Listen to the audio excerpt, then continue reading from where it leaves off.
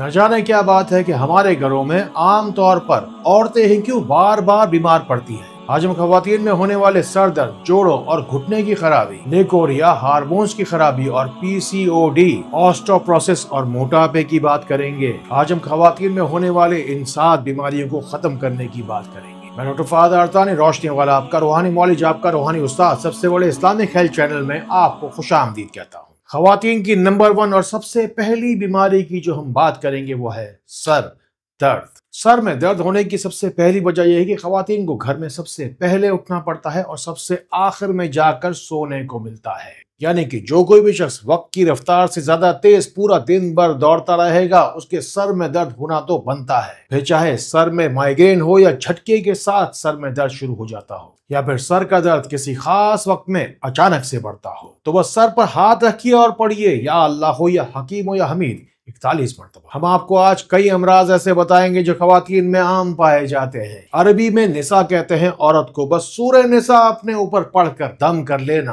अक्सर खवातीन को रोजाना की बुनियाद पर शदीद तरीन थकावट का सामना करना पड़ता है। 90% केस में 2 तरह की वजूहात निकलती है। पहली वजह कसरत के साथ भारी माहवारी, दूसरा पीसीओएस या पीसीओडी। अपनी खून की कमी को दूर करने के लिए रोजाना चुकंदर का शरबत बनाकर पीजिए। अपनी रोजाना की खुराक में किशमिश या खजूर जरूर शामिल कीजिए और रोजाना की बुनियाद पर ही अंडा 1 अदद कम से कम रोजाना जरूर खाएं। और सूरह मुज़म्मिल का पढ़ना रूहानी, जिस्मानी और कल्बी सुकून आप तक पहुंचाता है। अगर आप भी किसी बीमारी के बारे में जानना चाहते हैं तो अपना सवाल उठाइए और अभी कमेंट्स में चले आइए। आपको पता है कि इस दुनिया का सबसे बड़ा झूठ क्या है? कि कोई आपसे ये कह दे कि हम आपकी तकलीफ समझ सकते हैं। औरत अपनी जिंदगी में किन किन मुश्किलात से गुजरती है, ये उस औरत के सिवा कोई भी नहीं समझ सकता। एक और बीमारी है लेकोरिया, जिसका सामना हर औरत को जिंदगी में बार बार करना पड़ता है। ये हार्मोन्स की खराबी की वजह से औरत को अंदर से खोखला करने वाली बीमारी है। अनार के सूखे हुए छिलके का पाउडर बनाकर दही में मिला के खाने से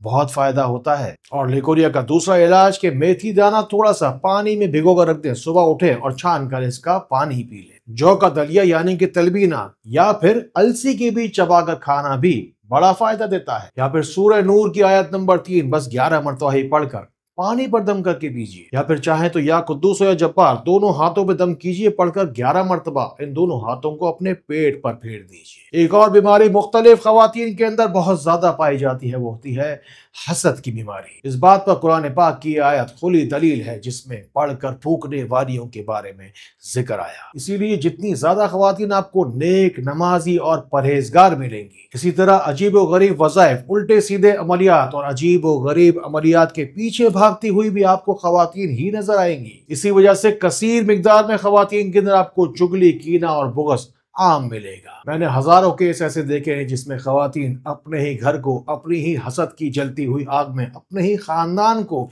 उस आग में लपेट लेती हैं। अगर ऐसी ही खवातीन की हसद की आग ने आपकी जिंदगी को भी झुलसा के रख दिया हो तो 21 दिन तक रोजाना 21 मरतबा सूरह फलक और सूरह नास पढ़िए। फिर 21वें दिन बस 1 मरतबा ही 21 रोटियां बनाकर गरीबों में तकसीम कर दीजिएगा। जिसकी जिंदगी में सुकून और रोशनी नहीं, उसकी जिंदगी में अंधेरा और बेचैनी ही बेचैनी रहती है। अपनी जिंदगी को हासिदों के हसद और शैतान के शर से बचाइए। रोशनी सेंटर पाकिस्तान के नंबर मिलाइए। अल्हम्दुलिल्लाह, रोशनी सेंटर की इन वीडियोस के जरिए से लाखों लोग ही रोजाना की बुनियाद पर आसानी पाते हैं। एक ताकतवर मर्द जमाने से लड़ता है अपनी औरत के लिए, और एक कमजोर मर्द अपनी औरत से लड़ता है जमाने के लिए। बनना है तो उस दरख्त की तरह बनिए जो अपना फल कभी नहीं खाता, और जो दरख्त किसी को कुछ नहीं दे पाता वो भी साया जरूर दूसरों को देता है। इन बातों को उन लोगों तक जरूर पहुंचाइए जिनको आपसे ज्यादा इन बातों की जरूरत है। दूसरा, खवातीन के अंदर तो जोड़ों, घुटनों और कमर के दर्द आम ही पाए जाते हैं। 30 साल की उम्र के बाद खुद पर तवज्जो भी ना दी जाए और धूप में बैठने जितना वक्त भी खुद को ना दिया जाए तो लाजमी तौर पर हड्डियां तो कमजोर होंगी ही। इसे कैल्शियम का हड्डियों से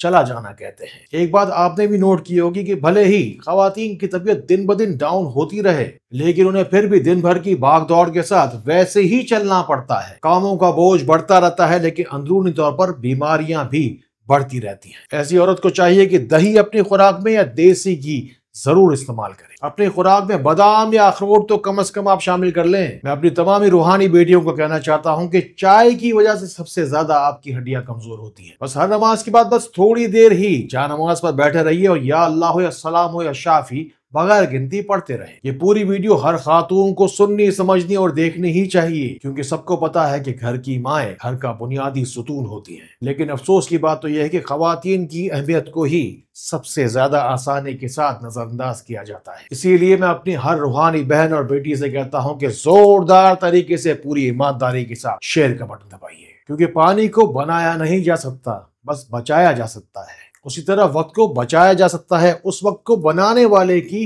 याद में लगाने से। अभी कमेंट्स में चले आइए और दुआ में अपना नाम जरूर शामिल करवाइए। और खवातीन में बस एक मर्तबा मोटापा आ जाए तो फिर जाता नहीं, फिर वजन कम करने के लिए चाहे कुछ भी किया जाए कुछ समझ आता नहीं। मोटापे की एक वजह हार्मोन्स की खराबी भी हो सकती है और मोरूसी मोटापा भी आपका पीछा कर सकता है। चाहे वजह चाहे कुछ भी हो, बस ये चंद काम कर लीजिए। 1 लीटर पानी लीजिए, उसमें 1 चम्मच सौंफ, 1 चम्मच जीरा और 1 चम्मच ही अजवाइन शामिल कर लीजिए। इसे अच्छी तरीके से उबाल कर छान कर तैयार कर लीजिए। बस आधा लीटर आपको पानी पीना है सुबह नाश्ते से पहले और आधा लीटर ही रात के खाने के बाद। और छोटे साइज के लहसुन के जौए लेकर आप शहद में डुबोकर रख दीजिए और फिर शहद के साथ ही ये लहसुन आपको अच्छी तरीके से चबाकर खाना है। जब मेटाबॉलिज्म आपका तेज हो जाएगा तो चर्बी भी आपकी तेजी के साथ पिघलती जाएगी। मोटापे को और भी ज्यादा तेजी के साथ घटाने के लिए या अल्लाह या खालिक बारी या मुसव्विरो 33 मरतबा पानी पर दम करके पी लेना। मेरी दुआ है कि अल्लाह ताला आपको बीमारियों से निकाले और दुनिया और आखिरत की तमाम भलाइयाँ आपको अता फरमाए। आपकी जिस्मानी या रूहानी बीमारी जितनी भी ज्यादा सख्त हो, बराह रास्त मुझ तक पहुँचाने के लिए इन नंबरों को बुलाइए। इंशाअल्लाह आपको रोशनी में तुम्हें ला कर रखूंगा। अस्सलामु अलैकुम